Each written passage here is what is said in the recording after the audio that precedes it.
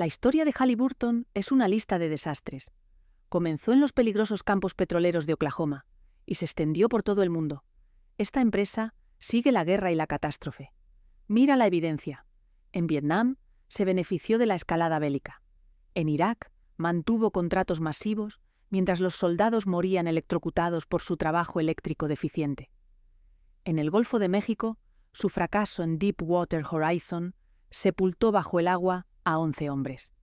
Sobreviven cada escándalo, siguen haciendo dinero. Halliburton prospera exactamente donde otros mueren. ¿Cómo construyó el hombre de hierro un imperio sobre cadáveres? Los orígenes del imperio Halliburton se forjan en el entorno de alto riesgo y alto número de muertos del auge petrolero estadounidense temprano. El salvaje oeste de la década de 1910 no se peleaba con pistoleros, sino con taladros de vapor y nitroglicerina.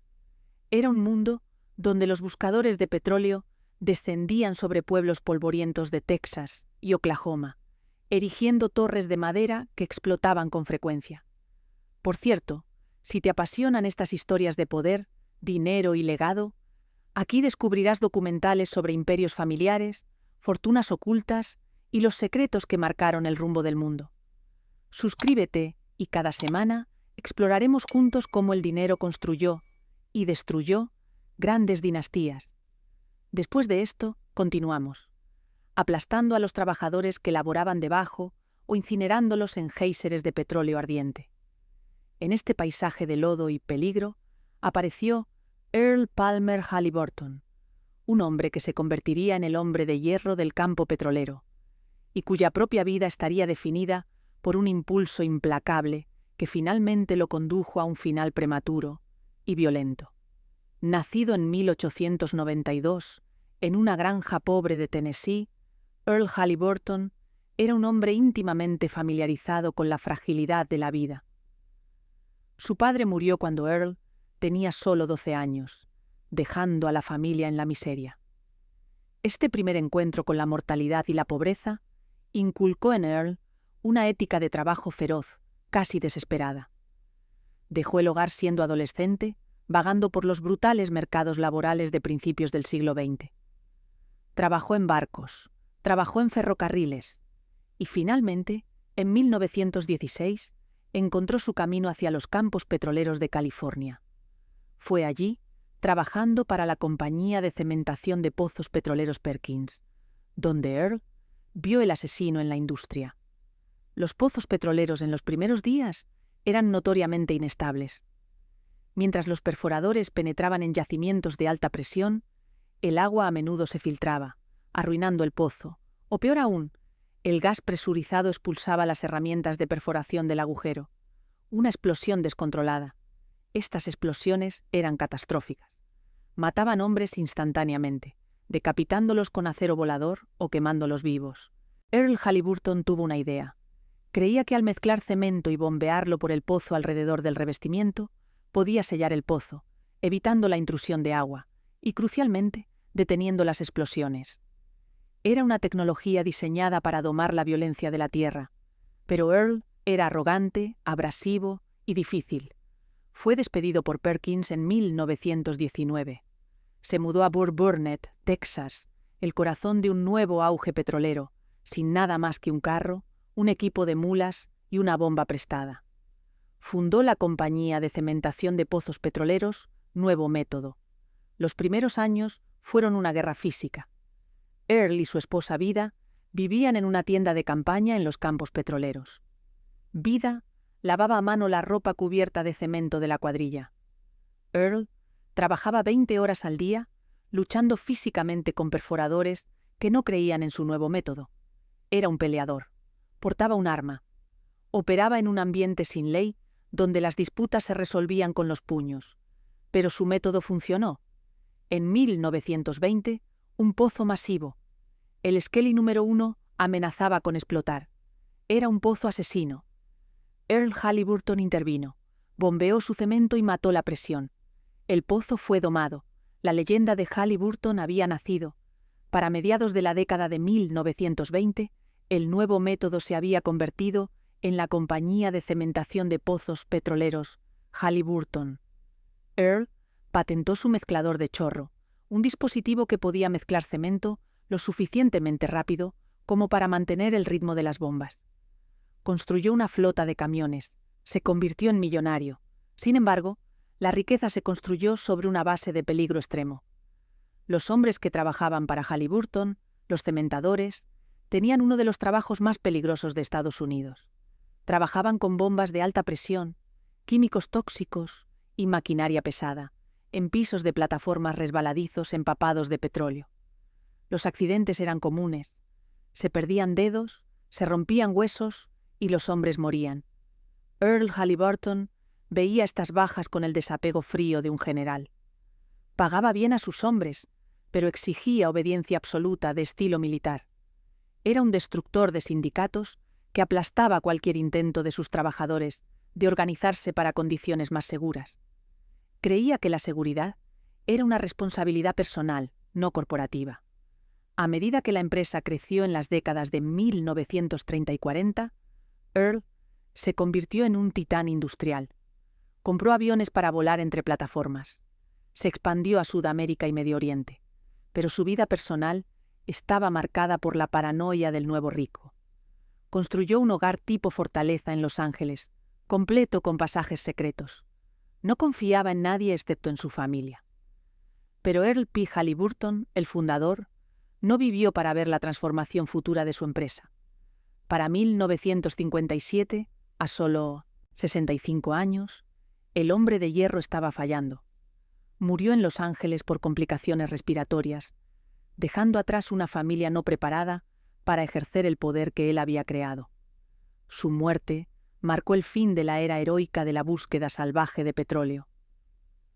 La familia Halliburton se retiró al segundo plano, dejando un vacío de poder que pronto sería llenado no por petroleros, sino por operadores políticos.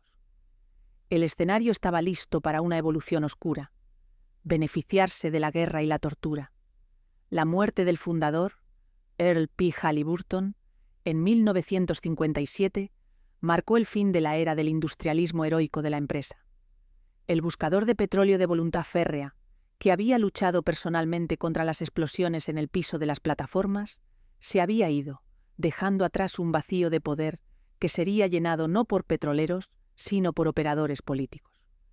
Los herederos de la familia Halliburton, Earl Jr. y sus hermanos, se retiraron al segundo plano, contentos con cobrar sus cheques de dividendos, mientras los gerentes profesionales dirigían la empresa hacia una nueva y más oscura fuente de ingresos. En 1962, 5 años después de la muerte de Earl, la corporación ejecutó una fusión que alteraría fundamentalmente su composición genética, transformándola de una firma de servicios petroleros en un gigante de construcción paramilitar. Halliburton adquirió Brown & Root. Brown & Root era una firma de construcción de Texas, con una reputación que tenía menos que ver con ingeniería y más con clientelismo. Dirigida por los hermanos Herman y George Brown, la empresa había servido durante décadas como el motor financiero principal para la carrera política de Lyndon Baines Johnson, LBJ. La relación era simbiótica y corrupta. Los Brown financiaron el ascenso de LBJ, de congresista a senador a vicepresidente, y a cambio, LBJ dirigió contratos federales masivos, presas, carreteras y bases navales hacia Brown & Root. Era una máquina de clientelismo, operando a plena vista, un precursor del moderno complejo militar industrial. Cuando LBJ ascendió a la presidencia en 1963, tras el asesinato de John F. Kennedy, Halliburton, a través de su nueva subsidiaria, Brown & Root, se convirtió efectivamente en el brazo de construcción privado de la Casa Blanca. Y LBJ tenía una guerra que pelear. A medida que Estados Unidos escaló su participación en Vietnam en 1964 y 65, el Pentágono enfrentó una crisis logística. Necesitaban construir una infraestructura masiva, puertos de aguas profundas, pistas de aterrizaje capaces para jets, cuarteles y prisiones en una selva densa y hostil a miles de kilómetros de casa. Los batallones de construcción de la Marina estaban abrumados.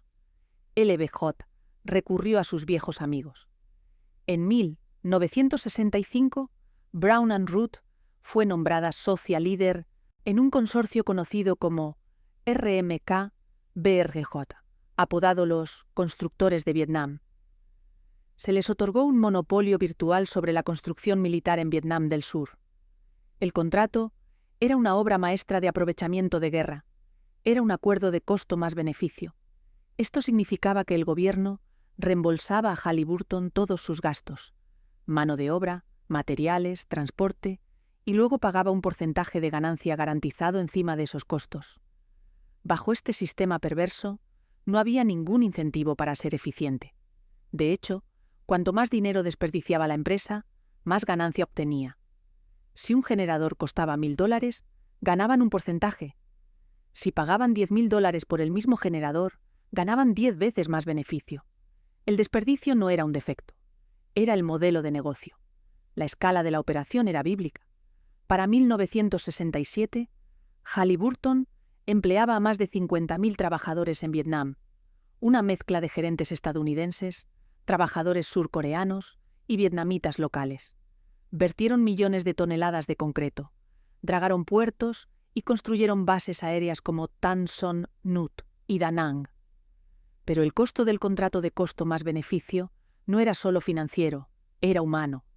Los sitios de construcción eran zonas peligrosas y caóticas. Los contratistas civiles estadounidenses trabajaban junto a los soldados, a menudo bajo fuego de mortero. La tasa de accidentes era horrible. Los hombres eran aplastados por máquinas excavadoras en el lodo, electrocutados por generadores apresuradamente cableados o muertos por enfermedades tropicales. La empresa trataba estas bajas como partidas contables. Los cuerpos eran enviados a casa, se presentaban las reclamaciones de seguro y el concreto seguía vertiéndose. El capítulo más oscuro del legado de Halliburton en Vietnam involucró la construcción de la prisión de la isla Con Son. El gobierno survietnamita usaba Con Son para retener prisioneros políticos y sospechosos del Vietcong. Era un centro de tortura. En 1970, una delegación del Congreso estadounidense descubrió la existencia de las jaulas de tigre. Estos eran pozos brutales de piedra, con rejas de hierro encima, donde los prisioneros eran mantenidos en condiciones infrahumanas. Los guardias los golpeaban con palos desde arriba y vertían cal y agua sobre ellos, quemándoles la piel y los ojos. Las investigaciones revelaron que los contratistas de Brown and Root habían construido la infraestructura que facilitó esta tortura. Habían construido las nuevas celdas, las salas de interrogatorio y los bloques de aislamiento. La empresa argumentó que simplemente estaban siguiendo órdenes de construir instalaciones de detención, pero la mancha moral era indeleble. Cuando se expusieron las jaulas de tigre, provocó indignación global. El nombre Halliburton, a través de Brown and Root, se convirtió en un símbolo de complicidad estadounidense en crímenes de guerra. Los manifestantes antibelicistas en Estados Unidos comenzaron a atacar a la empresa. La marcaron como quemar y saquear. Marcharon fuera de las oficinas centrales, llevando letreros que decían Halliburton mata. Pero dentro de la sala de juntas, el ambiente era jubiloso. La guerra de Vietnam había generado miles de millones de dólares en ingresos. La empresa había demostrado que la guerra era a prueba de recesión. Incluso cuando el ejército estadounidense perdió la guerra en el terreno, Halliburton ganó el contrato en el balance general. Cuando los últimos helicópteros despegaron del techo de la embajada estadounidense en Saigón en 1975, Halliburton se retiró de vuelta a Texas, inundada de efectivo, pero manchada con una podredumbre moral permanente. Habían aprendido una lección peligrosa que los guiaría durante los próximos 30 años. El Pentágono depende de contratistas privados y en la niebla de la guerra, la rendición de cuentas es la primera baja. Cuando el humo se disipó de los campos de batalla de Vietnam, a mediados de la década de 1970, Halliburton volvió a su negocio fundacional, el petróleo. El caos geopolítico de la época, específicamente la revolución iraní y la subsecuente crisis energética, creó una fiebre del oro en el campo petrolero estadounidense.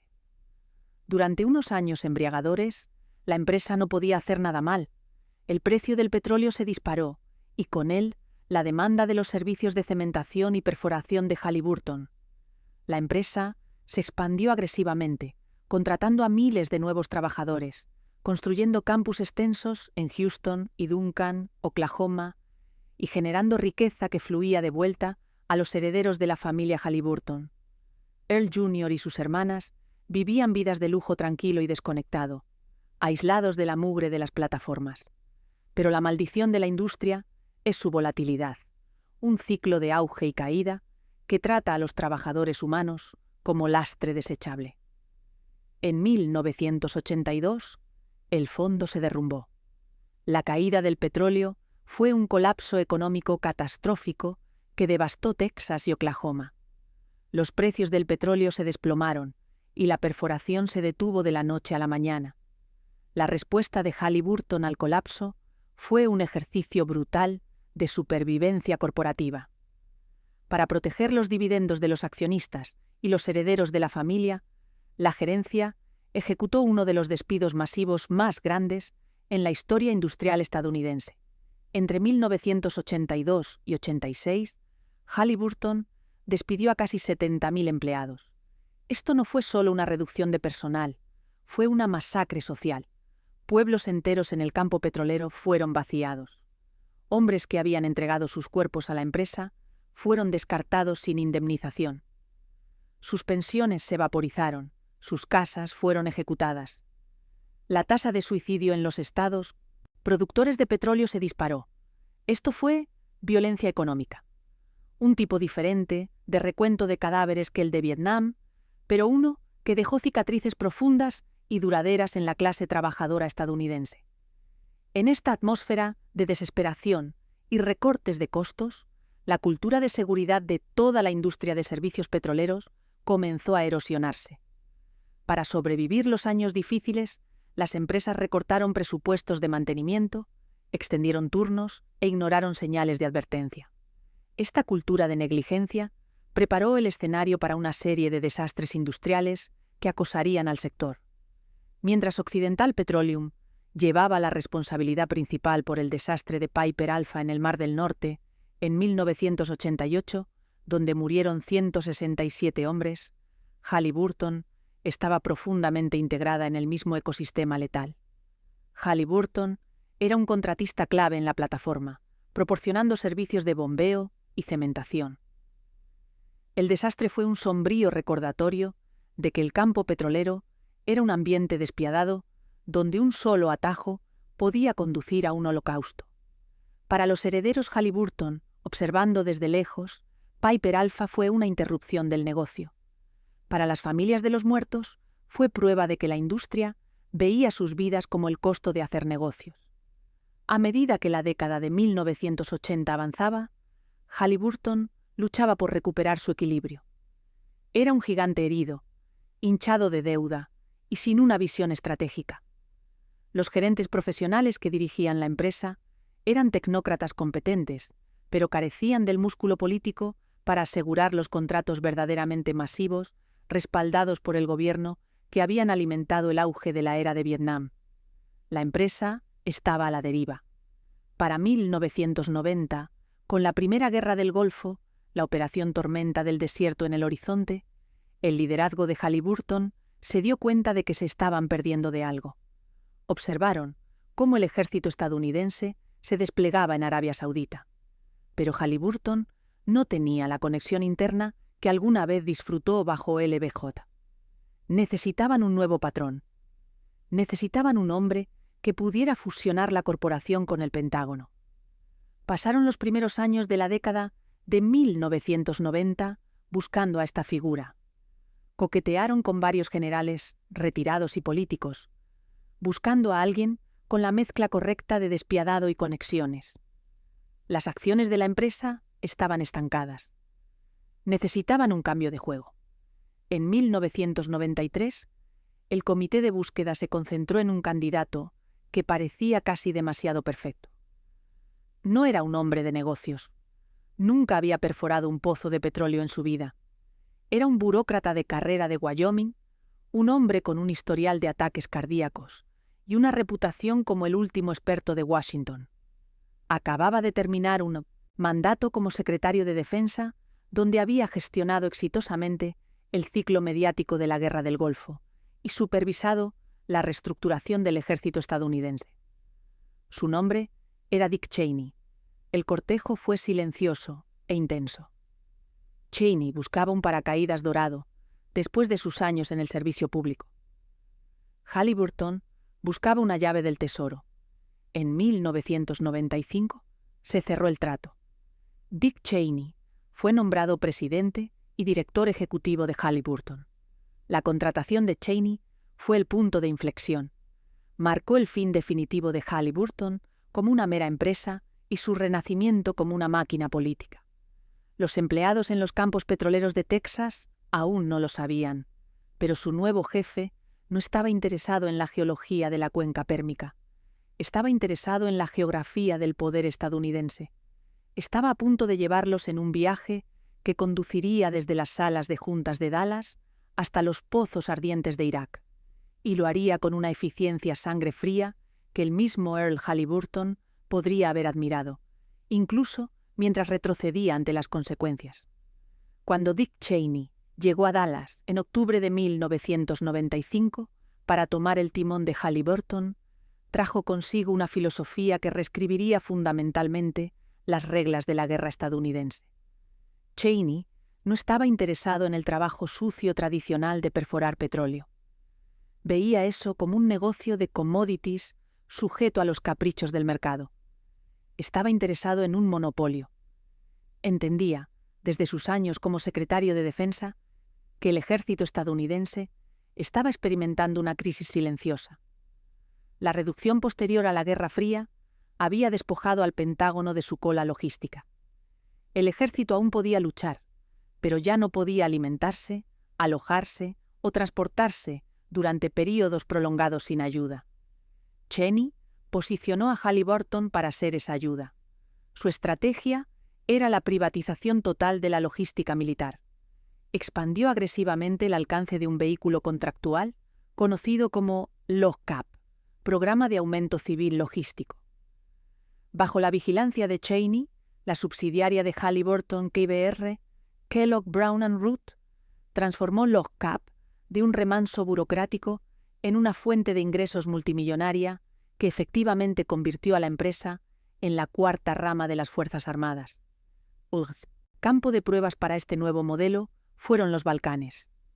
En 1995, cuando el presidente Clinton desplegó tropas estadounidenses en Bosnia y luego Kosovo para detener la limpieza étnica, Halliburton fue con ellos. Pero esto no eran los civis de la Segunda Guerra Mundial, construyendo chozas temporales. Esto era una invasión corporativa. KBR construyó ciudades masivas permanentes para los soldados, más notablemente Camp Bondsteel en Kosovo. Era una fortaleza expansiva con franquicias de comida rápida, gimnasios y cuarteles con aire acondicionado, todo construido y administrado por contratistas privados. La naturaleza de costo más beneficio de estos contratos significaba que la disciplina fiscal era inexistente. Cada hamburguesa volteada y cada inodoro fregado generaba una ganancia garantizada para la empresa. Pero la disciplina moral también se estaba pudriendo en el vacío sin ley de los Balcanes de posguerra. Los subcontratistas de Halliburton operaban con casi total impunidad. Los denunciantes comenzaron a reportar una cultura de exceso y explotación. Había acusaciones de sobrecobros masivos, facturando al gobierno por empleados fantasma y suministros no entregados. Aún más oscuros eran los informes de tráfico humano. Mientras KBR mismo negó participación directa, el ecosistema de contratistas que manejaban en los Balcanes se convirtió en un centro para el comercio sexual. Las investigaciones de grupos de derechos humanos, y más tarde del gobierno, revelaron que empleados de contratistas que trabajaban junto a KBR frecuentaban burdeles llenos de mujeres traficadas de Europa del Este. La respuesta de la empresa fue esconderse detrás del escudo del subcontratista, argumentando que no podían vigilar las vidas privadas de cada trabajador. Fue un avance de la negación plausible que definiría el futuro de la empresa en Irak. Beneficiarse del caos, pero no asumir ninguna responsabilidad por los pecados cometidos en las sombras. Mientras Cheney estaba privatizando la guerra en Europa, simultáneamente intentaba acaparar el mercado de servicios petroleros en casa. Quería que Halliburton fuera el gigante indiscutible del sector energético, una empresa tan grande que pudiera dictar términos a las naciones. En 1998 diseñó su trato magistral: la adquisición de Dresser Industries. Dresser era el principal rival de Halliburton, un conglomerado masivo por derecho propio. Cheney lo compró por $7.700 millones. En Wall Street, la fusión fue aclamada como un golpe de genio. Consolidó la industria y eliminó la competencia. Cheney fue celebrado como un titán de los negocios, pero en su prisa por cerrar el trato, el estratega maestro había cometido un error catastrófico y letal. No había mirado en el sótano. Dresser Industries llevaba un virus latente en su composición genética corporativa. Décadas antes, había poseído una subsidiaria llamada Harbison Walker, que fabricaba ladrillos refractarios industriales y aislamiento de tuberías. El ingrediente principal en esos productos era el asbesto. El equipo de diligencia debida de Cheney había subestimado la amenaza. Creían que las reclamaciones por asbesto eran manejables, una partida menor. Estaban equivocados. Para 1998, el panorama legal de Estados Unidos estaba cambiando. El litigio por asbesto estaba explotando. En el momento en que Halliburton absorbió a Dresser, absorbió la responsabilidad por cada fibra pulmonar que Dresser había envenenado. Casi inmediatamente después de que se secara la tinta en la fusión, el ataúd de concreto se cerró de golpe. El número de demandas por asbesto presentadas contra la nueva empresa combinada se disparó. No eran cientos, eran cientos de miles. La responsabilidad potencial no eran millones, eran miles de millones. El mercado de valores reaccionó con furia. El precio de las acciones de Halliburton colapsó, perdiendo casi el 50% de su valor en cuestión de meses. La prima de Cheney se evaporó. La adquisición que se suponía aseguraría el futuro de la empresa había atado un chaleco suicida a su balance. Cheney había comprado un cáncer. Mientras el año 1999 se convertía en 2000, la presión dentro de las oficinas centrales de Dallas era sofocante. Las reclamaciones por asbesto estaban drenando efectivo a un ritmo aterrador. Los accionistas estaban en revuelta. La máquina de guerra estaba tartamudeando. Cheney necesitaba una estrategia de salida. Necesitaba una forma de salir del edificio en llamas antes de que el techo colapsara. Y necesitaba un lugar de aterrizaje que fuera inmune a las demandas de los accionistas. El destino, en forma de la elección presidencial de 2000, proporcionó el paracaídas.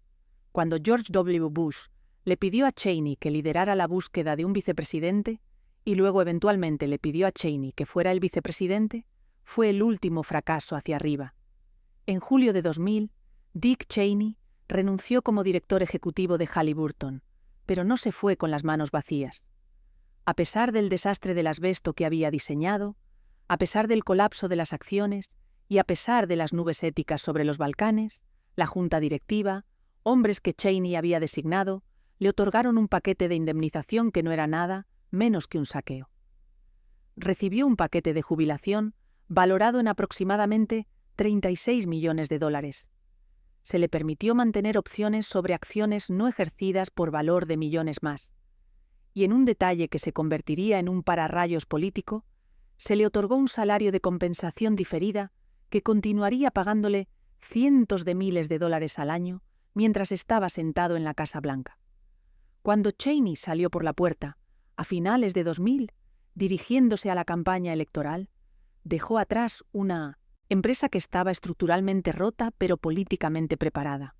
La había cargado con deuda y responsabilidad por asbesto, pero también la había posicionado como el único proveedor logístico para el ejército de Estados Unidos.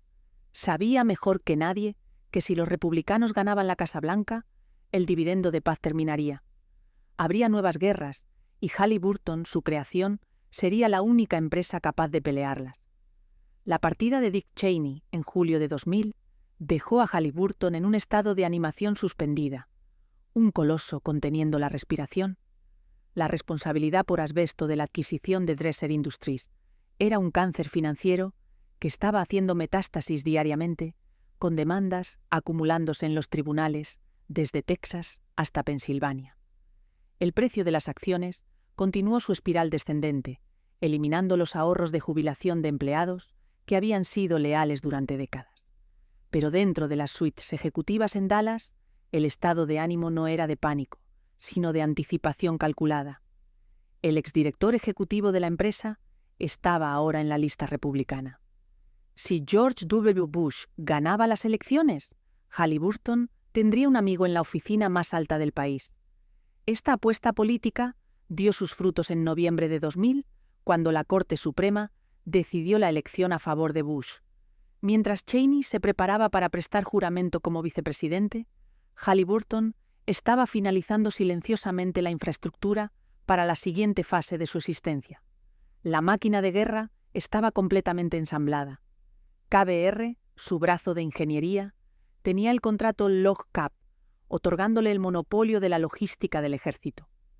La división de servicios petroleros, a pesar del lastre del asbesto, seguía siendo el jugador dominante en Medio Oriente. La empresa era un resorte enrollado, esperando un evento desencadenante que desataría su potencial completo. Ese desencadenante fue el 11 de septiembre de 2001. Cuando los aviones golpearon las torres, el paisaje geopolítico que Cheney había predicho y para el que Halliburton se había preparado se hizo realidad. La era del dividendo de paz terminó en una bola de fuego. Estados Unidos iba a la guerra y lo haría con un ejército que había sido vaciado y privatizado. El Pentágono ya no tenía la capacidad de alimentar a sus propias tropas, construir sus propias bases o transportar su propio combustible. Necesitaba un contratista y solo había una empresa con la escala, la autorización de seguridad y las conexiones políticas para hacer el trabajo. En los caóticos meses de finales de 2001, mientras las fuerzas especiales estadounidenses se desplegaban en Afganistán, KBR estaba justo detrás de ellos. Construyeron las bases de operaciones avanzadas en Uzbekistán y Kirguistán. Cavaron las letrinas en el campo aéreo de Bagram, pero esto era solo el calentamiento. El verdadero premio, el supercampo, gigante de la contratación gubernamental, era Irak. Incluso cuando el polvo se estaba asentando en la zona cero, la facción neoconservadora en la Casa Blanca, liderada por Cheney, ya estaba mirando hacia Bagdad, y Halliburton estaba mirando con ellos. Los ejecutivos de la empresa sabían que una invasión de Irak requeriría un esfuerzo logístico que eclipsaría Vietnam. Requeriría reconstruir campos petroleros, construir centros de detención masivos y alimentar a un ejército de ocupación de 150.000 hombres. Para fines de 2002, los dados estaban echados. La administración Bush marchaba hacia la guerra. Halliburton, utilizando su vehículo LOGCAP, comenzó a movilizarse. Contrataron a miles de conductores de camiones, cocineros y mecánicos, atrayéndolos con promesas de salarios de 6 cifras libres de impuestos. Almacenaron equipo en Kuwait. Estaban listos para invadir antes de que se disparara el primer tiro. La era de la máquina de guerra, 1962 a 2000, no terminó con un gemido, sino con el rugido de motores diésel en el desierto kuwaití. La empresa, que Earl Halliburton había fundado para cementar pozos petroleros, había mutado en un estado paramilitar, una cuarta rama del ejército que operaba con fines de lucro. El escenario estaba listo para la tragedia de la guerra de Irak, donde la lógica de costo más beneficio de Vietnam se aplicaría al conflicto más sangriento del siglo XXI, y donde la dinastía Halliburton finalmente se ganaría su reputación como el último mercader de la muerte.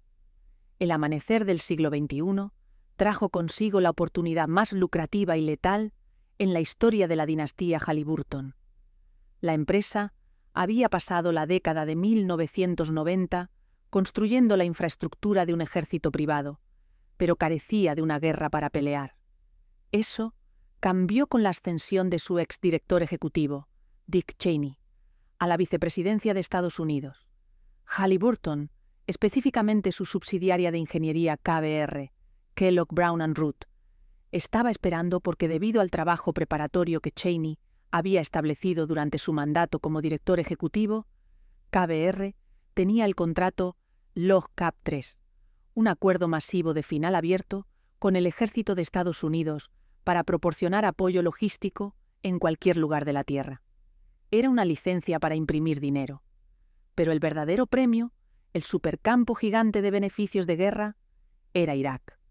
En los meses previos a la invasión de marzo de 2003, mientras el vicepresidente Cheney estaba en televisión advirtiendo sobre nubes en forma de hongo y armas de destrucción masiva inexistentes, sus excolegas en Halliburton estaban asegurando silenciosamente los derechos de las secuelas. En un proceso secreto sin licitación, que evitó todas las reglas estándar de adquisición, el Pentágono otorgó a KBR el contrato Río, restaurar el petróleo iraquí. Este acuerdo valía hasta $7.000 millones. Otorgó a Halliburton el derecho exclusivo de combatir incendios de pozos petroleros y administrar la infraestructura petrolera iraquí después de la invasión. La dinastía había asegurado efectivamente el contrato para reconstruir el país antes de que se hubiera lanzado la primera bomba. Cuando la invasión comenzó, el 20 de marzo de 2003, un segundo ejército siguió a los tanques a través de la frontera kuwaití.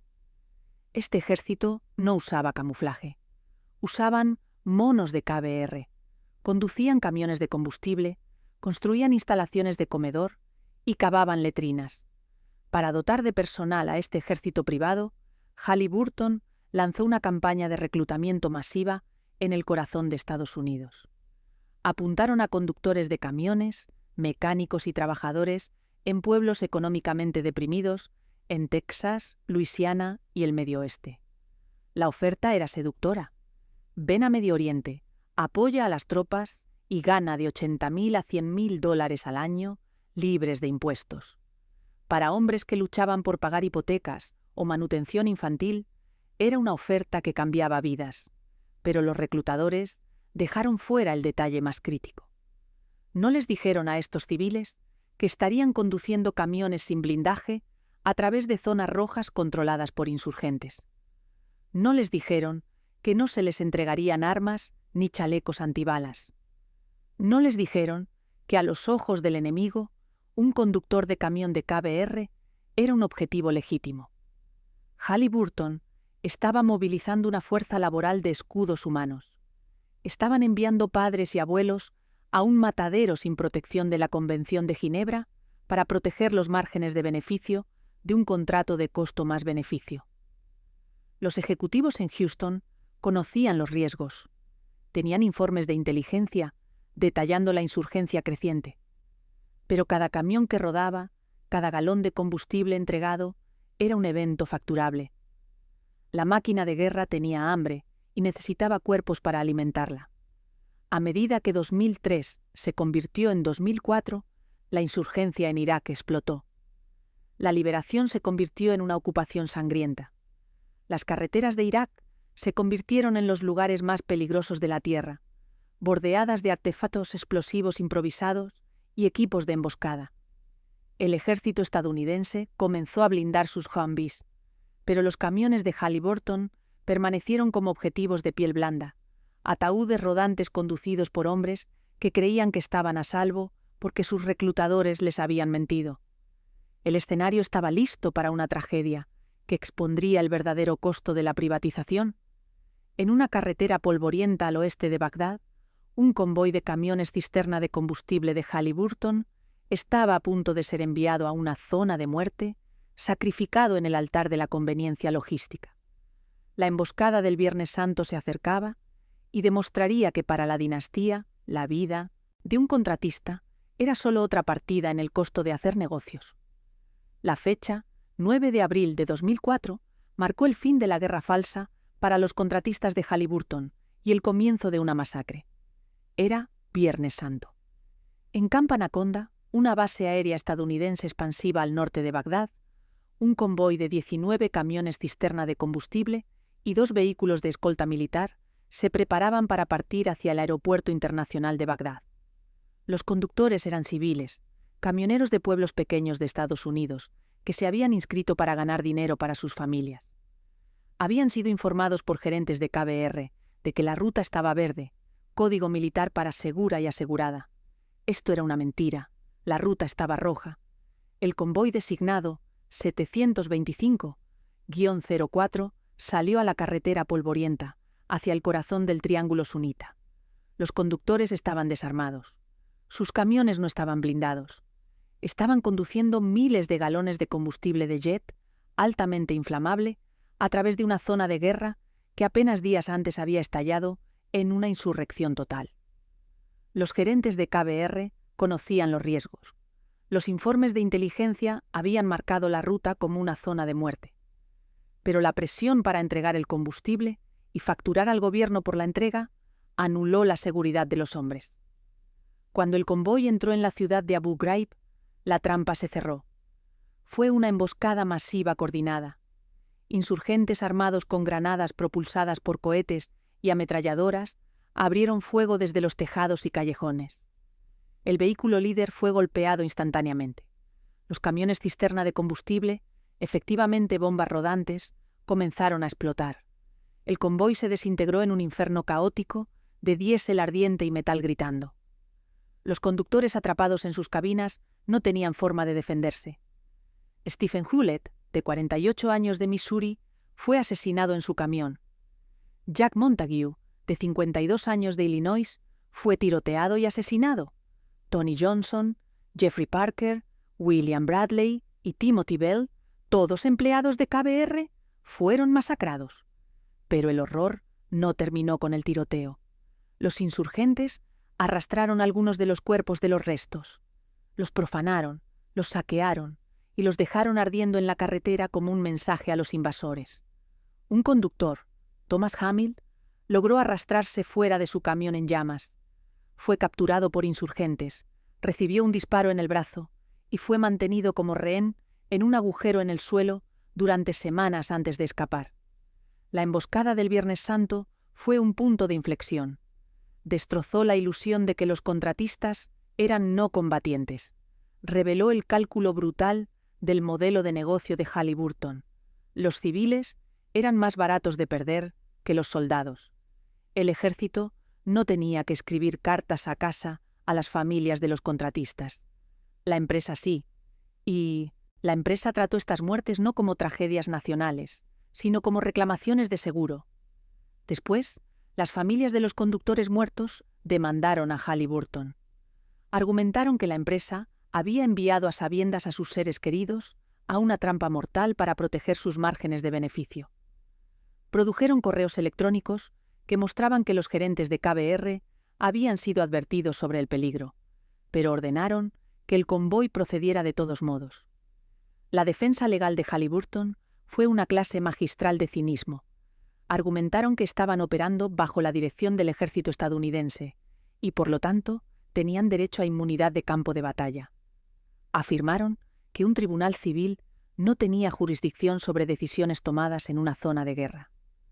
Durante años, la empresa luchó contra las viudas de sus propios empleados, arrastrando el caso a través de los tribunales de apelación hasta que las familias se agotaron. Pero la violencia en las carreteras era solo una forma en que Halliburton estaba matando gente. Dentro de las bases, un tipo diferente de negligencia estaba cobrando vidas. La prisa por construir bases masivas como Camp Victory y Camp Anaconda llevó a una construcción deficiente y peligrosa. Halliburton empleaba nacionales de terceros países, trabajadores de India, Filipinas y Nepal, que recibían centavos y a menudo carecían de capacitación adecuada. En enero de 2008, el sargento de Estado Mayor Ryan Massett, un boina verde de 24 años, entró en la ducha de su cuartel en el complejo del Palacio Radwaniyya, en Bagdad. La plomería y el trabajo eléctrico habían sido instalados y mantenidos por KBR. Cuando Massett abrió el agua, una corriente eléctrica masiva atravesó la tubería de metal. El cable de tierra, que KBR estaba contractualmente obligado a instalar, faltaba o estaba conectado incorrectamente. Ryan Massett murió electrocutado en su propia ducha. Su muerte no fue un incidente aislado. Las investigaciones revelaron que al menos 18 soldados estadounidenses habían sido electrocutados en Irak debido a cableado defectuoso en instalaciones mantenidas por KBR. Los documentos internos mostraron que los gerentes de KBR habían estado al tanto de los peligros eléctricos generalizados durante meses. Habían inspeccionado los edificios, notado la falta de puesta a tierra y no hicieron nada. Habían calculado que era más barato arriesgar la electrocución ocasional que recablear toda la base. Cuando la madre de Ryan Massett demandó a KBR, la empresa usó la misma defensa que había usado contra los conductores de camiones, excepción de actividades combatientes. Argumentaron que el ejército era responsable de los edificios, no el contratista. Culparon al ejército por no inspeccionar su trabajo. Esta fue la muerte de la rendición de cuentas. Halliburton había creado una tierra de nadie legal, donde podían beneficiarse de la guerra, pero no podían ser responsabilizados por las bajas que causaban. Eran una entidad privada con la inmunidad de un Estado soberano, pero había una tercera forma, aún más generalizada, en que la empresa estaba matando gente. Un asesinato masivo silencioso, en cámara lenta, que afectaría a decenas de miles de veteranos y contratistas durante décadas. Era un crimen ambiental conocido como los pozos de quema. Mientras los soldados morían por electrocución en las duchas y los conductores eran incinerados en las carreteras, Halliburton estaba perpetrando un tercer crimen aún más insidioso contra el ejército estadounidense: los pozos de quema. Bajo el contrato masivo LOGCAP, KBR era responsable de la eliminación de desechos en casi todas las bases estadounidenses en Irak y Afganistán. El contrato especificaba que los desechos debían eliminarse de manera segura, utilizando incineradores que cumplieran con los estándares ambientales. Pero los incineradores eran costosos de enviar y mantener en una zona de guerra. Los gerentes de KBR, buscando maximizar sus márgenes de costo más beneficio y minimizar los dolores de cabeza logísticos, eligieron una solución medieval más barata. Cavaron pozos masivos al aire libre en el suelo. Algunos, como el de la base conjunta Balad Camp Anaconda, tenían el tamaño de 10 acres, un lago tóxico humeante de basura que ardía 24 horas al día, 7 días a la semana. En estos pozos iba todo lo que la guerra producía: espuma de poliestireno, botellas de agua de plástico, neumáticos de goma, munición sin explotar, baterías, desechos médicos, aislamiento de asbesto e incluso partes del cuerpo humano de los hospitales de campaña. Para asegurar que esta mezcla húmeda y caótica ardiera, los empleados de KBR rociaban los pozos con miles de galones de combustible para jets JP-8 y los encendían. El resultado fue un arma química desplegada contra las propias tropas de Estados Unidos. Los pozos arrojaban un humo negro espeso y acre que colgaba sobre las bases como un sudario. Este humo contenía un brebaje de brujas de carcinógenos, dioxinas, la misma toxina encontrada en el agente naranja, benceno, material particulado y neurotoxinas. Los soldados que dormían en tiendas a solo unos cientos de metros se despertaban tosiendo moco negro. Desarrollaron la tos iraquí, pero el daño real estaba ocurriendo a nivel celular. Las toxinas se estaban incrustando en los pulmones y cerebros de los hombres y mujeres jóvenes que respiraban el aire. KBR sabía que el humo era peligroso. Memorandos internos de la Fuerza Aérea. Por cierto, si te interesa entender cómo nacieron las grandes fortunas, los imperios empresariales y las familias que dominaron la historia, en este canal cada semana te esperan historias reales que mezclan ambición, poder y destino. Suscríbete y descubre los secretos que cambiaron el curso del mundo. Volvamos al tema. Tan temprano como 2006, advirtieron que el pozo de quema en Balad era un peligro agudo para la salud. Pero KBR no se detuvo. Argumentaron que la necesidad de la misión requería los pozos. Continuaron quemando día y noche durante años.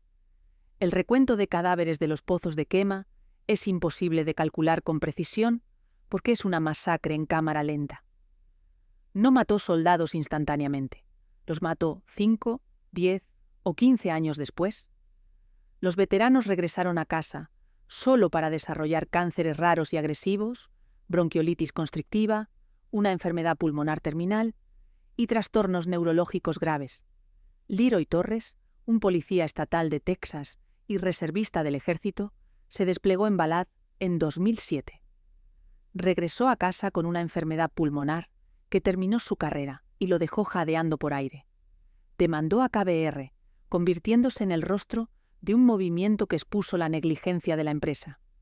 Pero KBR contraatacó con el mismo escudo legal que usaron en los casos de electrocución, la doctrina de cuestión política.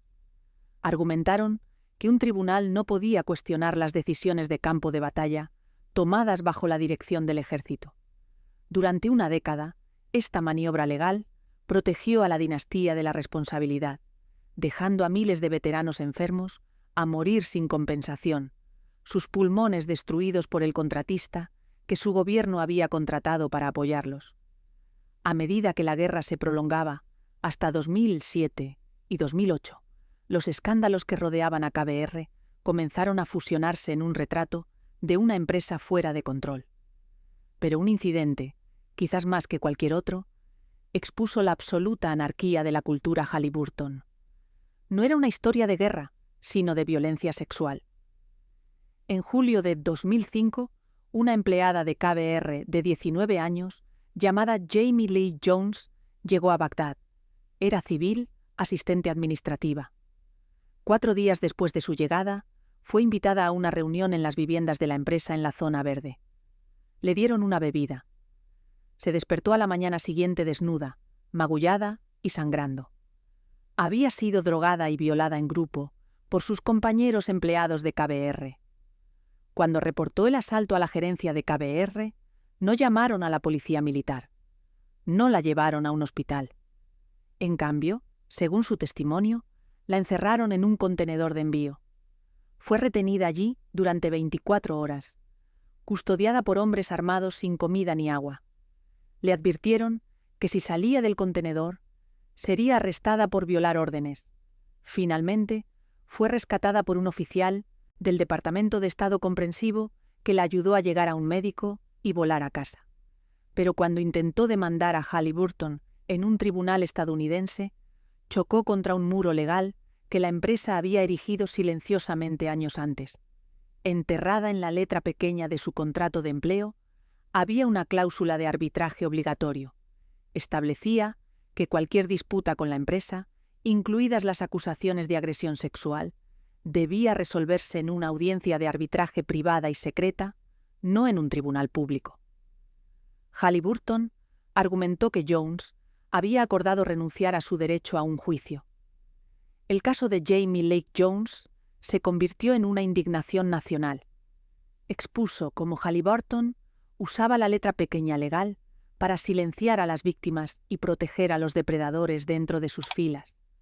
Reveló una cultura corporativa donde la protección de la imagen de la empresa era más importante que la seguridad de sus propios empleados. La dinastía había creado un sistema de justicia privado donde la violación era tratada como una disputa de recursos humanos. Para 2007, la marca Halliburton era tóxica. El nombre era sinónimo de aprovechamiento de guerra, electrocución, pozos de quema y violación. Los accionistas se estaban rebelando. El precio de las acciones estaba sufriendo. Los ejecutivos en Houston se dieron cuenta de que la subsidiaria de la máquina de guerra, KBR, se había convertido en un pasivo que amenazaba con arrastrar todo el imperio petrolero hacia abajo. Así que decidieron cortarla. En abril de 2007, Halliburton anunció que escindiría KBR en una empresa separada e independiente. Fue una amputación estratégica. Al cortar lazos con KBR, Halliburton esperaba inocularse contra la ola inminente de demandas e investigaciones del Congreso.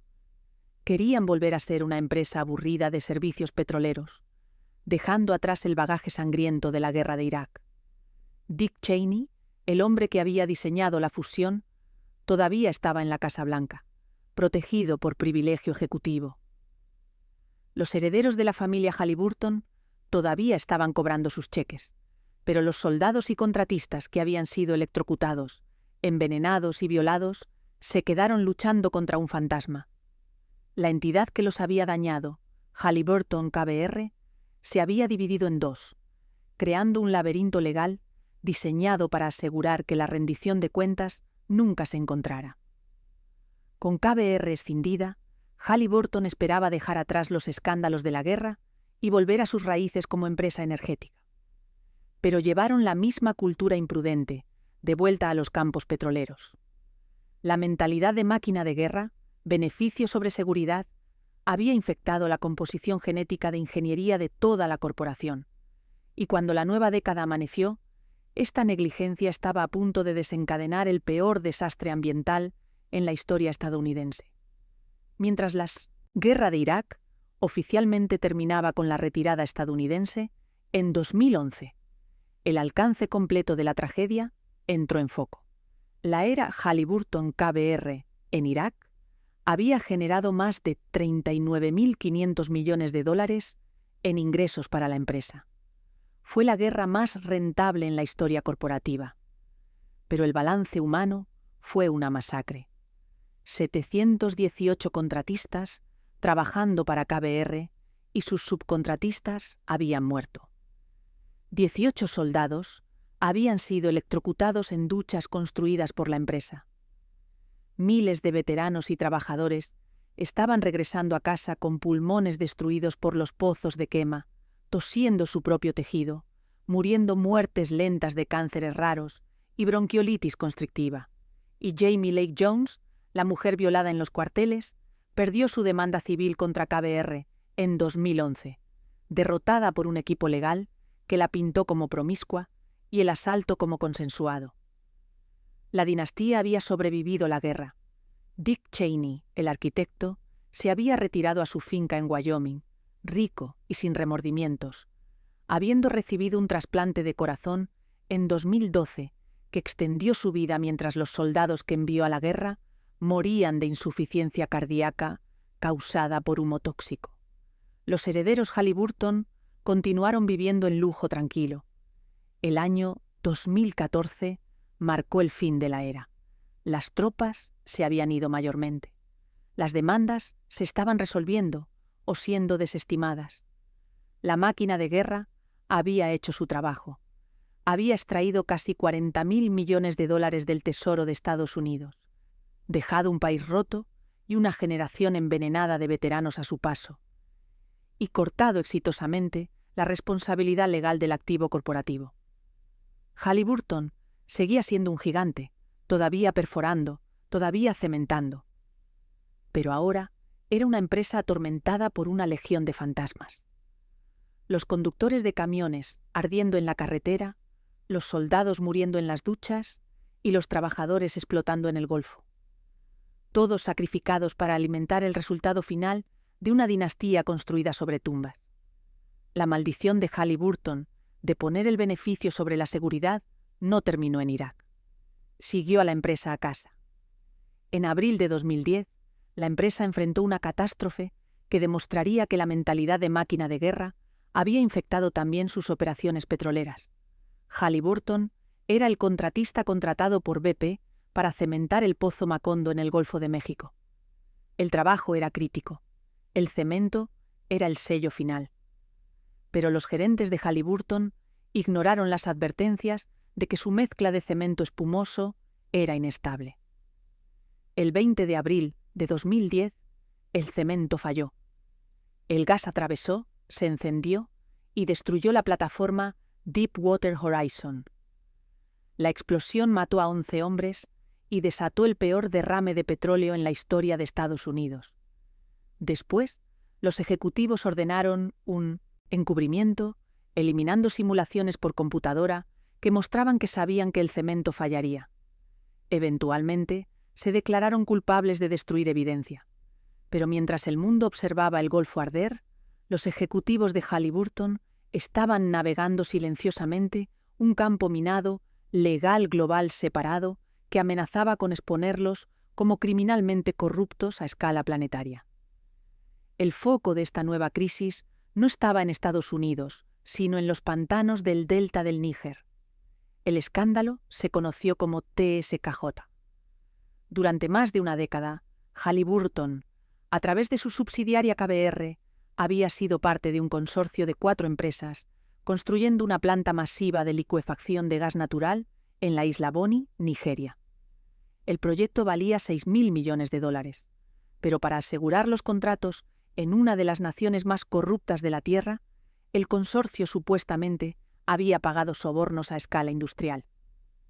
La investigación liderada por el Departamento de Justicia de Estados Unidos y la Comisión de Valores y Bolsa, SEC, reveló un fondo paralelo de más de $180 millones utilizado para sobornar a funcionarios del gobierno nigeriano. El dinero se canalizó a través de empresas fantasma en Gibraltar y el Reino Unido, pagado a intermediarios que luego entregaban efectivo a ministros y políticos. En septiembre de 2008, Albert Jack Stanley, exdirector ejecutivo de KBR y un teniente de larga data de Dick Cheney, se declaró culpable de violar la ley de prácticas corruptas en el extranjero. Admitió haber orquestado el esquema de soborno. Stanley era el hombre que había dirigido las operaciones de Halliburton en Medio Oriente. Era el arquitecto del imperio de costo más beneficio. Su declaración de culpabilidad fue un golpe directo al corazón del liderazgo de la dinastía.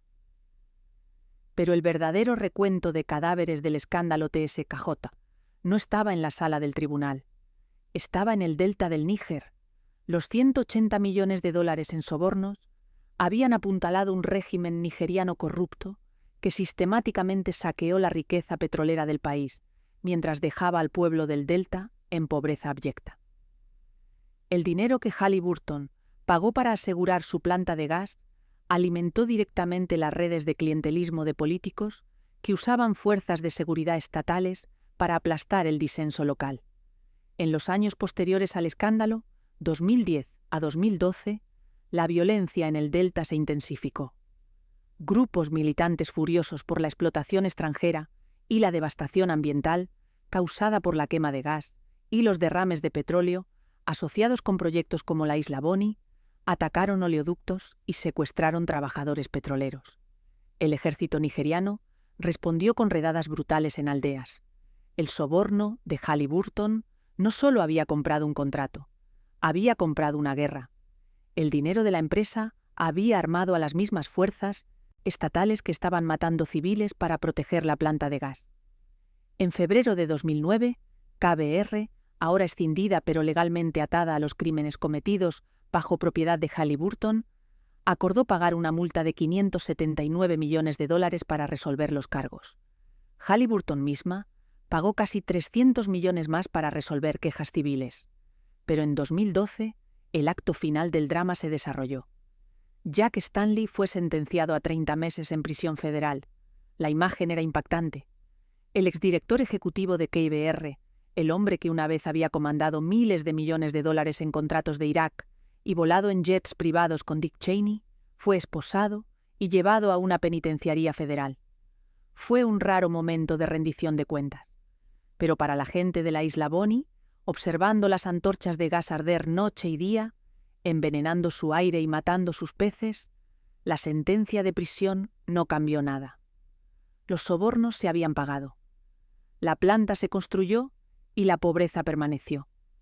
Mientras el escándalo nigeriano estaba concluyendo, Halliburton estaba expandiendo agresivamente sus operaciones de vuelta en casa en Estados Unidos, siendo pionera de una tecnología que desataría una nueva ola de desastres ambientales y de salud humana. Fractura hidráulica o fracking.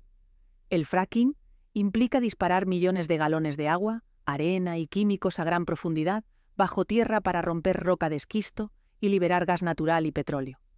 Fue el motor del renacimiento energético estadounidense, y Halliburton era el rey del fracking. La empresa había inventado la tecnología en la década de 1940, pero en la década de 2010 la industrializaron. Sin embargo, los químicos utilizados en el fluido de fracking eran secretos. Halliburton se negó a divulgarlos, afirmando que eran secretos comerciales propietarios. Este secreto fue protegido por una pieza de legislación específica, controvertida, aprobada en 2005, conocida como la Laguna Halliburton. La laguna Insertada en la Ley de Política Energética de 2005, un proyecto defendido por el vicepresidente Dick Cheney, eximió explícitamente al fracking de la Ley de Agua Potable Segura. Despojó a la EPA de su autoridad para regular la inyección de fluidos de fracking en el suelo. Fue un regalo legislativo por valor de miles de millones, legalizando efectivamente el envenenamiento potencial de los acuíferos de Estados Unidos. Para 2013, las consecuencias de la laguna Cheney se estaban volviendo visibles en pequeños pueblos a través de Pensilvania, Texas y Colorado. Los residentes que vivían cerca de sitios de fracking de Halliburton comenzaron a reportar fenómenos aterradores. Su agua del grifo se volvió marrón y olía a químicos. En algunos casos famosos, los propietarios podían encender su agua del grifo porque estaba tan saturada de gas metano migrando de la roca fracturada. Pero el agua en llamas era solo el espectáculo. El verdadero asesino era invisible. Los fluidos de fracking contenían carcinógenos como benceno y formaldehído. Las familias reportaron hemorragias nasales crónicas, erupciones misteriosas e insuficiencia respiratoria. El ganado en granjas cerca de los pozos comenzó a caer muerto, su pelo cayéndose, sus cuerpos consumidos. En Dimock, Pensilvania, un pueblo que se convirtió en la zona cero del movimiento antifracking, los residentes demandaron a Cabot Oil and Gas, un cliente de Halliburton. Pero Halliburton, el proveedor de servicios que realmente bombeó los químicos, permaneció en gran medida protegida por la laguna. La empresa luchó agresivamente contra cualquier intento de forzar la divulgación. En 2014, cuando la EPA intentó investigar la contaminación del agua en Wyoming, Halliburton y la industria presionaron furiosamente para matar el estudio. Tuvieron éxito. La EPA retrocedió. El auge del fracking de mediados de la década de 2000 generó ganancias masivas para Halliburton, reviviendo el precio de sus acciones después del desastre de Deepwater Horizon. Pero el costo fue pagado por estadounidenses rurales que se encontraron viviendo en una zona de sacrificio. La empresa había traído la maldición de recursos, usualmente reservada para lugares como Nigeria o Irak, a casa al corazón de Estados Unidos.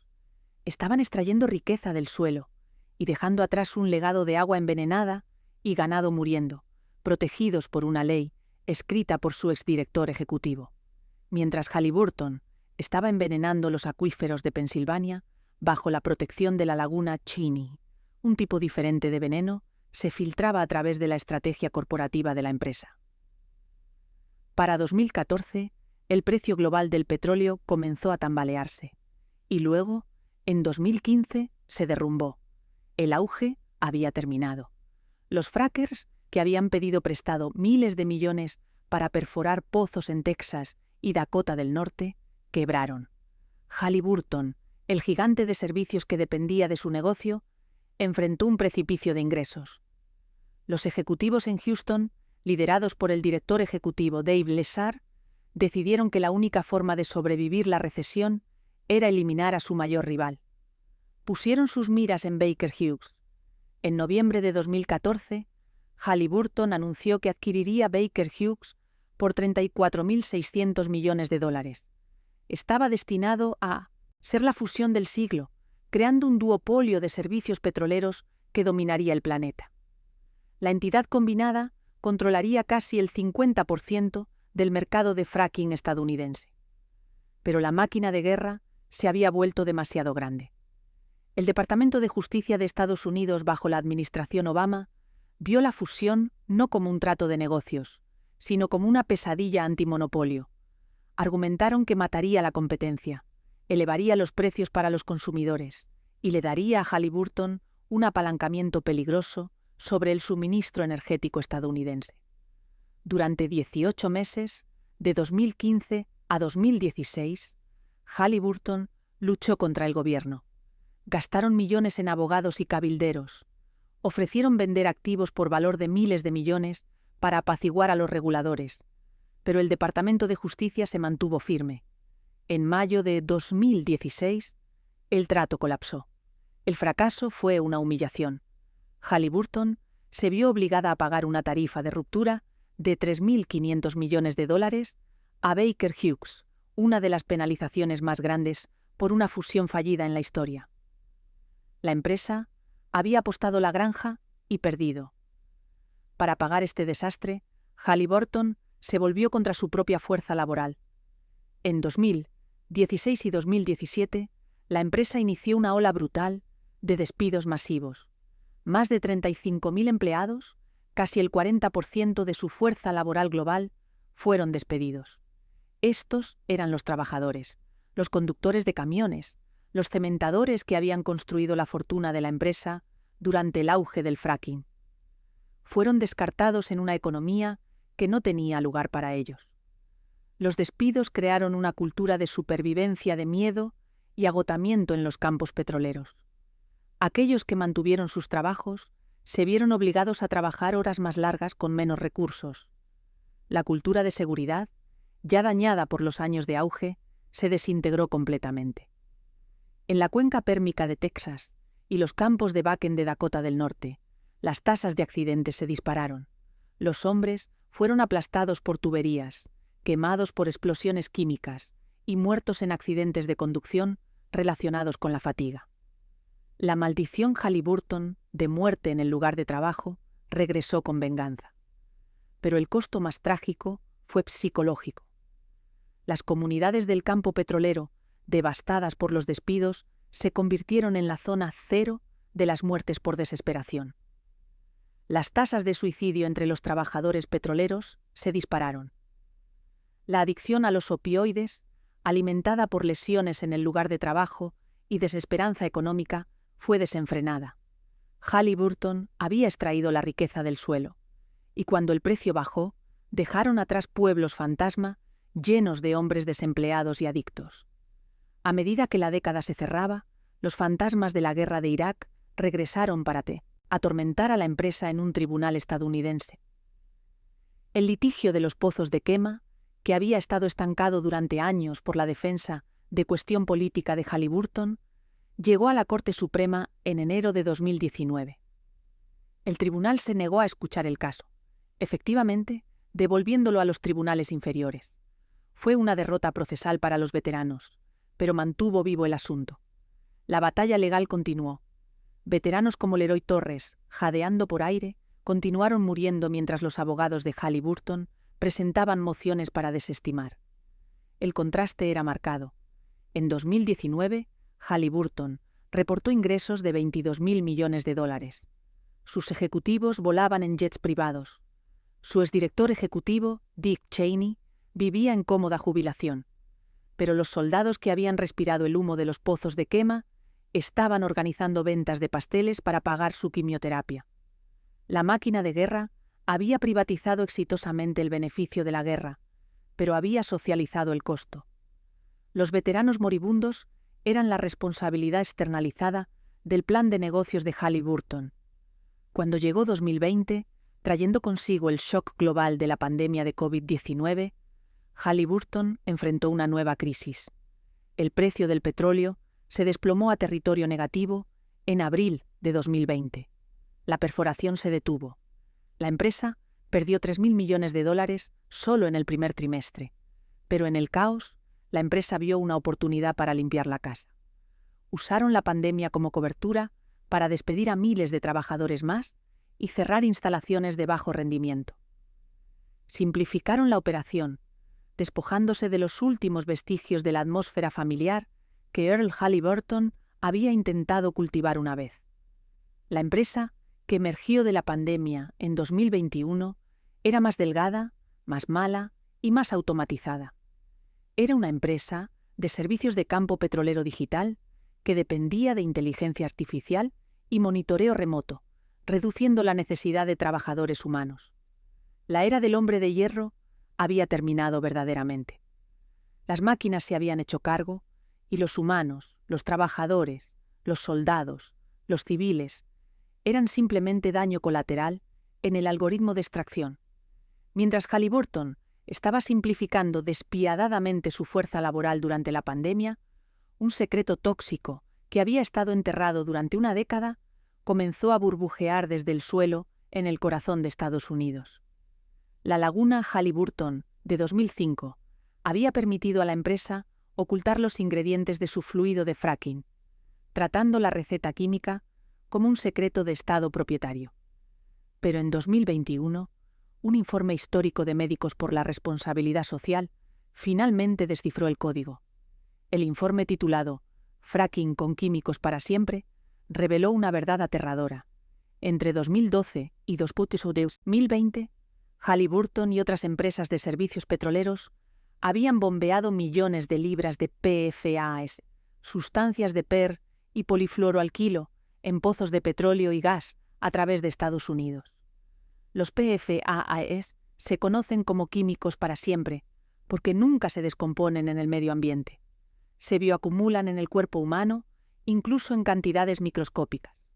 Están vinculados al cáncer de riñón, cáncer testicular, enfermedad tiroidea y defectos de nacimiento. Halliburton había usado estos químicos para hacer su fluido de fracking más resbaladizo, para hacer que el petróleo fluyera más rápido.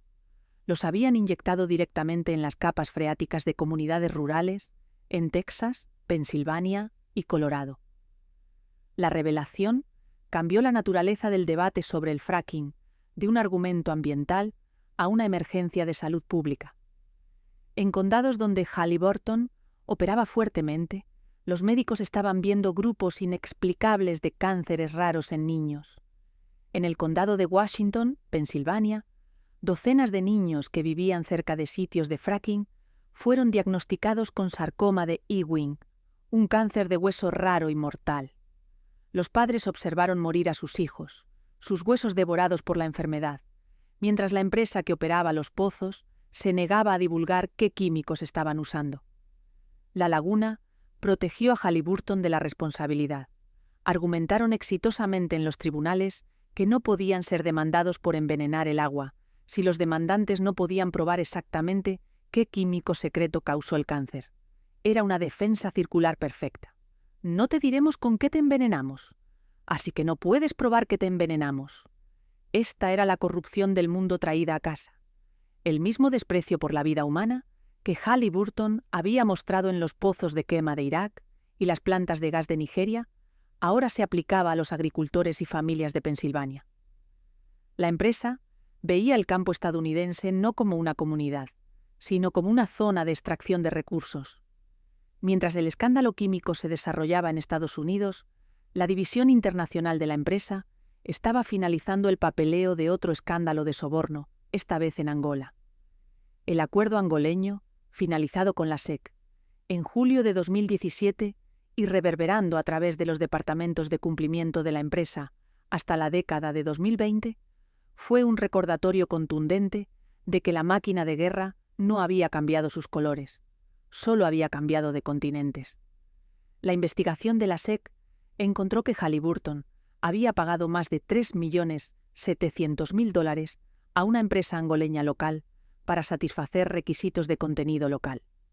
En realidad, la empresa local era propiedad de un exempleado de Halliburton, que era amigo cercano de un funcionario de alto rango en Sonangol, la compañía petrolera estatal.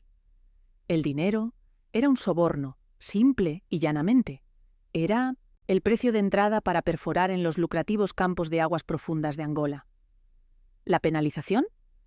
Halliburton acordó pagar $29.200.000 en multas y disgorgación.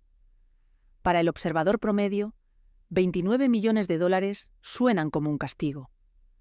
Para Halliburton, que genera esa cantidad en ingresos aproximadamente cada 12 horas, era una tarifa de transacción. Era una caseta de peaje en el camino a miles de millones. La empresa no admitió irregularidades. Ningún ejecutivo fue a prisión. Simplemente escribieron un cheque y volvieron a perforar. El pueblo angoleño, mientras tanto, no vio ningún beneficio. Angola sigue siendo uno de los países más pobres del mundo a pesar de su riqueza petrolera. El dinero que Halliburton pagó no construyó escuelas. Construyó villas para la élite corrupta en Luanda. La maldición Halliburton en África era un ciclo de extracción y empobrecimiento, engrasado por sobornos y protegido por abogados estadounidenses. Cuando amaneció 2022, el paisaje geopolítico cambió nuevamente, ofreciendo a Halliburton una nueva oportunidad masiva de beneficio en medio de la miseria humana. El 24 de febrero de 2022, Rusia invadió Ucrania. La guerra envió los precios del petróleo disparándose a más de $100 por barril. Para Halliburton, esta fue la señal para reiniciar los motores. Las plataformas de perforación en la cuenca pérmica, que habían estado inactivas durante la pandemia, volvieron a rugir a la vida. El precio de las acciones se disparó, pero la guerra también presentó un dilema moral. Halliburton tenía una presencia significativa en Rusia.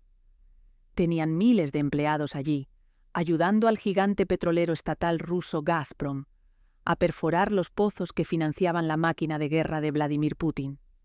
En las semanas posteriores a la invasión, mientras las bombas rusas caían sobre hospitales y escuelas ucranianas, el mundo exigió que las empresas occidentales se retiraran de Rusia.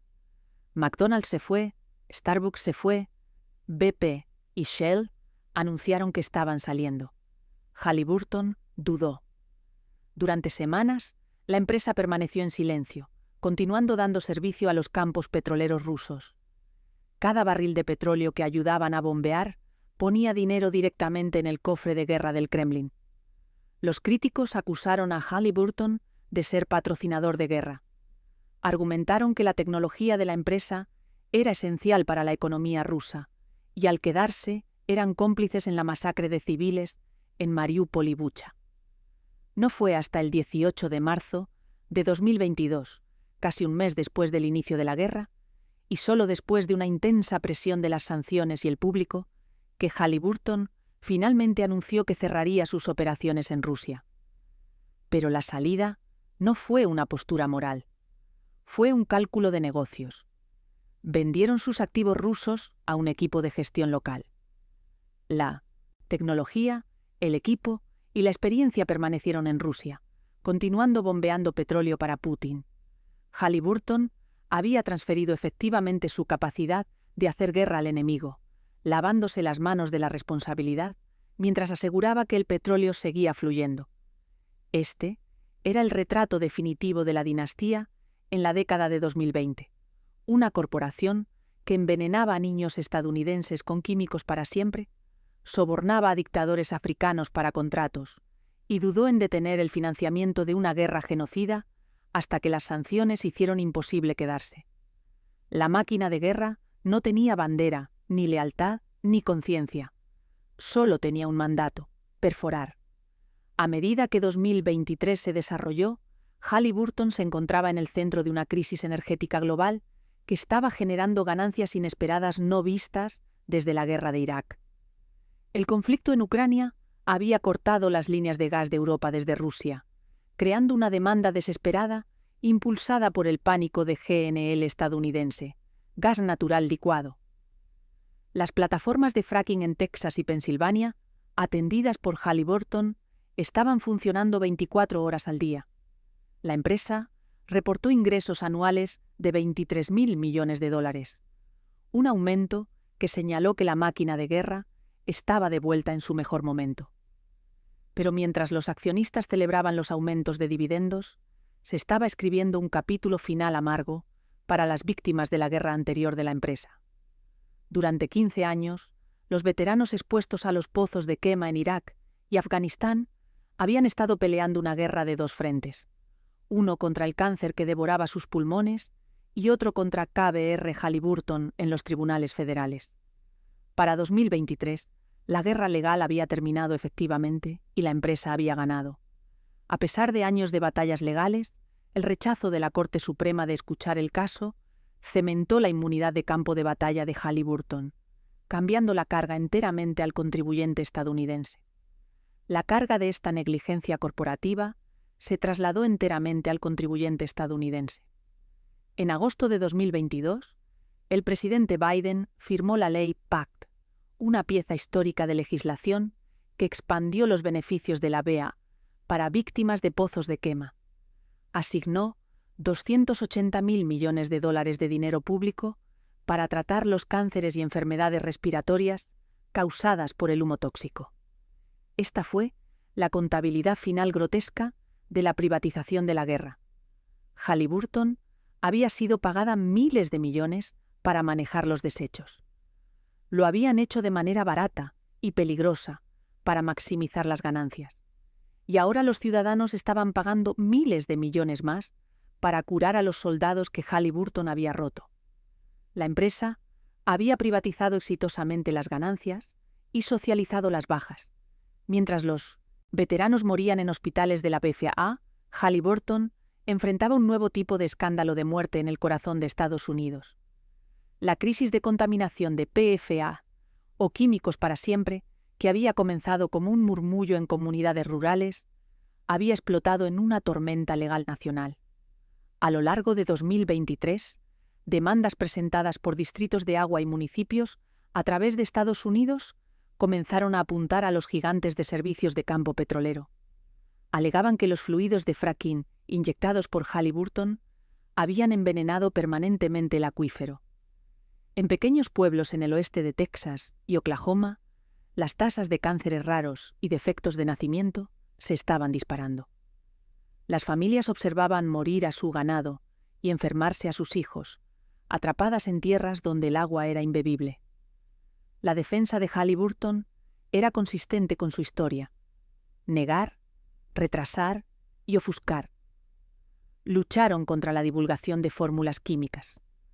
Argumentaron que los químicos provenían de otras fuentes: espuma contra incendios o sartenes de teflón, cualquier cosa menos sus pozos. Usaron su inmenso poder de cabildeo para luchar contra las regulaciones de la EPA que designarían los PFAS como sustancias peligrosas. La corrupción del mundo había cerrado el círculo completo. La empresa, que había comenzado en 1919 sellando pozos de petróleo para prevenir explosiones, era ahora, un siglo después, acusada de volar la seguridad ecológica del planeta. Estaban facilitando la extracción de combustibles fósiles a un ritmo que los científicos del clima advertían era una sentencia de muerte para la atmósfera, mientras simultáneamente envenenaban el agua local de las comunidades donde operaban. Cuando el año terminó, Halliburton era una fortaleza de impunidad. Había sobrevivido los escándalos de soborno de Nigeria y Angola con meras multas. Había sobrevivido el desastre de Deepwater Horizon con un acuerdo de culpabilidad. Había sobrevivido las demandas de la guerra de Irak con inmunidad total. Era una entidad corporativa que aparentemente había evolucionado más allá del alcance de la ley humana. Una máquina diseñada para extraer recursos y dejar atrás solo agujeros en el suelo y fantasmas en el aire. La conclusión de la saga Halliburton en el año 2023 es un testimonio de la resiliencia de un modelo de negocio construido sobre riesgo moral. La empresa había capeado cada escándalo, pagado cada multa y enterrado cada cuerpo, emergiendo no como un paria, sino como una inversión de primera línea. El acto final, de antes de terminar, recuerda que creamos este canal con un propósito: rescatar las historias que revelan cómo el dinero y la ambición dieron forma a nuestra historia. Porque entender las grandes fortunas es entender el poder, la humanidad y sus sombras. Suscríbete y forma parte de esta comunidad que ama descubrir los secretos del pasado. Retomemos desde aquí. Esta era fue una transacción financiera silenciosa que encapsuló perfectamente la filosofía de la dinastía de beneficios sin presencia. En julio de 2023, Halliburton acordó pagar un acuerdo final a la Comisión de Valores y Bolsa, SEC, con respecto al escándalo de soborno de Angola. La multa fue de $29.200.000 para una empresa que acababa de reportar ingresos trimestrales de $5.800 millones. Esto era matemáticamente insignificante, menos de 2 días de ingresos operativos. El acuerdo permitió a Halliburton cerrar los libros sobre la investigación de corrupción africana sin admitir culpabilidad. Fue la pieza final de la estrategia de limpieza legal. La empresa ahora había resuelto sus responsabilidades por los sobornos de Nigeria, la explosión de Deepwater Horizon, los sobrecobros de la guerra de Irak y los sobornos de Angola. Cada resolución había venido con un cheque, pero nunca con un apretón de manos de esposas. Los ejecutivos que habían autorizado los sobornos, cortado las esquinas de seguridad y ordenado que se encendieran los pozos de quema. Todos eran hombres libres, retirados a sus ranchos y yates. Esta falta de responsabilidad personal envió un mensaje escalofriante al sector energético global. La corrupción funciona. Si sobornas a un dictador y obtienes un contrato de $1.000 millones y luego te multan con $29 millones 10 años después, no has sido castigado. Has sido grabado. El crimen es rentable. Cuando el año terminó, Halliburton miraba hacia adelante, no hacia atrás. La empresa se estaba posicionando agresivamente para el próximo gran conflicto. Con tensiones crecientes en Medio Oriente, tras los ataques del 7 de octubre en Israel y la guerra en Ucrania convirtiéndose en un punto muerto, la máquina de guerra era una vez más indispensable. Los gobiernos de todo el mundo estaban luchando por la seguridad energética y la infraestructura militar. Halliburton, con su capacidad única de operar en zonas de conflicto y extraer petróleo de las geologías más difíciles, era la primera llamada para cada ministerio de defensa y energía desesperado. La dinastía había navegado exitosamente la transición de la era Cheney de control político, directo a la era moderna de inmunidad tecnocrática. Ya no necesitaban un vicepresidente en la Casa Blanca. Solo necesitaban un mundo en caos. Y el siglo XXI estaba entregando caos en abundancia. La corrupción del mundo estaba completa. Halliburton había ayudado a romper las naciones de Irak y Libia. Había envenenado el agua de Estados Unidos. Había sobornado a los gobiernos de África. Y lo había hecho todo mientras generaba cientos de miles de millones de dólares para sus accionistas. La empresa se erguía como un monumento a la idea de que no hay problema legal, ético o ambiental que no pueda resolverse con suficiente dinero y suficiente cemento. ¿Quién realmente pagó el precio por la dinastía Halliburton? La historia corporativa de Halliburton es un libro mayor, escrito con la tinta del beneficio y la pérdida. Pero la historia familiar, la historia del linaje que dio a la empresa su nombre, está escrita con la tinta de la muerte repentina y la enfermedad persistente. La maldición que comenzó con Earl P. Halliburton en 1957 no terminó con su muerte. Resonó a través de las generaciones, un temblor genético que parecía castigar a los hombres que ejercían el poder de la empresa. El heredero más prominente, Earl Halliburton Jr., pasó su vida tratando de escapar de la sombra de su padre. Se retiró a un mundo de lujo silencioso, coleccionando arte y compitiendo en yachts, desesperado por distanciarse de la mugre del campo petrolero. Pero no pudo escapar del legado. Vivió para ver la empresa, que su padre construyó, transformarse en una máquina de guerra en Vietnam e Irak. Vivió para ver el nombre Halliburton convertirse en un insulto en marchas de protesta. Murió en 2004, justo cuando la carnicería en Irak alcanzaba su punto máximo. Su muerte fue tranquila, un desvanecimiento en una habitación de hospital, un contraste marcado con las muertes públicas ardientes de los hombres que trabajaban para la empresa de su familia en el desierto. Pero la verdadera tragedia personal del liderazgo de Halliburton se encuentra en el hombre que no nació Halliburton, pero que se convirtió en su rey más infame, Dick Cheney. La ironía era shakespeariana.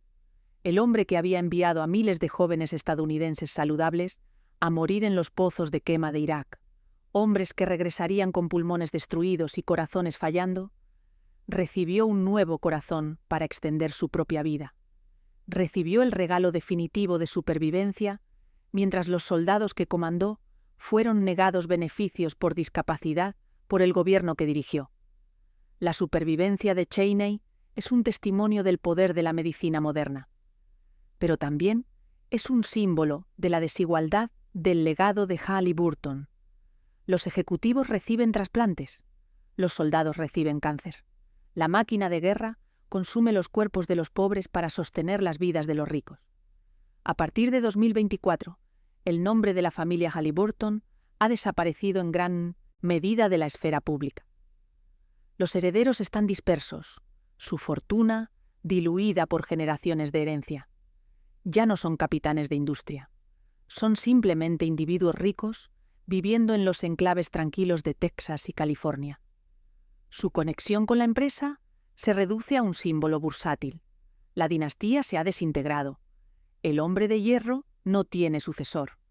Pero la entidad Halliburton permanece, un zombi corporativo que ha sobrevivido a sus creadores.